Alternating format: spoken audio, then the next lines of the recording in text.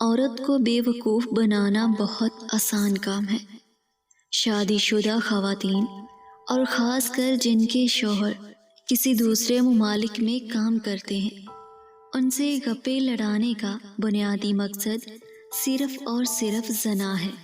ان ٹھرکیوں کے کام یہ ہوتے ہیں، ایک پوسٹ کر دی کہ کتنا ٹائم ہو گیا شوہر کو دیکھے ہوئے۔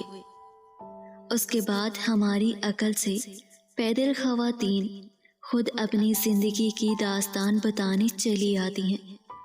آج کل عموماً گھر کے کاموں سے فارغ ہو کر عورت کے پاس صرف 2 کام ہوتے ہیں: گھٹیا ترین ڈرامے دیکھنا، جس میں عاشقی کا معیار اتنا گر گیا ہے کہ سسر بہو، باس اور اسسٹنٹ، سالی بہنوئی، دیور بھابھی کی بھی محبت دکھانے سے کوئی گریز نہیں، یا تو لڑکی پر اتنا ظلم دکھایا جاتا ہے کہ سسرال کے نام سے خوف آ جائے عورت کو، اور دوسرا کام موبائل فون کا استعمال کرنا۔ لہٰذا یہ ٹھرکی حضرات ایسی پوسٹ کے ذریعے باتوں کے بہانے ڈھونڈتے ہیں، اور خواتین باتوں میں آ جاتی ہیں، کیونکہ کام تو کوئی ہوتا نہیں، چلو جواب دینے میں کیا حرج ہے، کوئی غلط بات تو نہیں کر رہی میں۔ لیکن میں مان ہی نہیں سکتی کہ ایک غیر مرد اور عورت کا بات کرنا کسی غلط مقام تک نہ پہنچے۔ یہ کسی صورت ممکن ہو ہی نہیں سکتا۔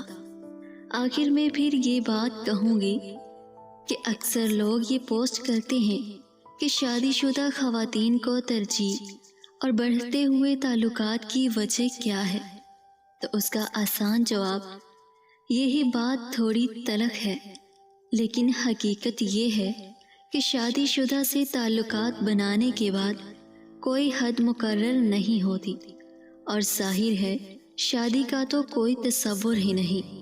اور کیا چاہیے ایک خلیص مرد کو؟ خواتین سے درخواست ہے کہ خدا را ہوش کے ناخن لیں، ورنہ بنیادی مقصد صرف زنا ہے۔ اس کے علاوہ کوئی دوستی، کوئی محبت، کوئی بہن بھائی کا رشتہ ممکن ہو ہی نہیں سکتا۔